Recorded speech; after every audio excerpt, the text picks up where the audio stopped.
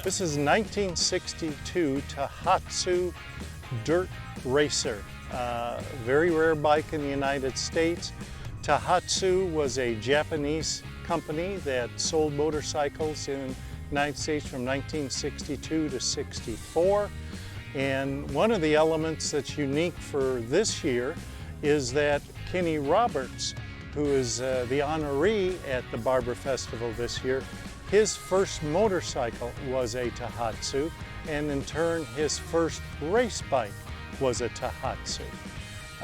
50cc bike, the fastest 50cc motorcycle of the early 1960s, 6.8 horsepower out of a 49cc bike.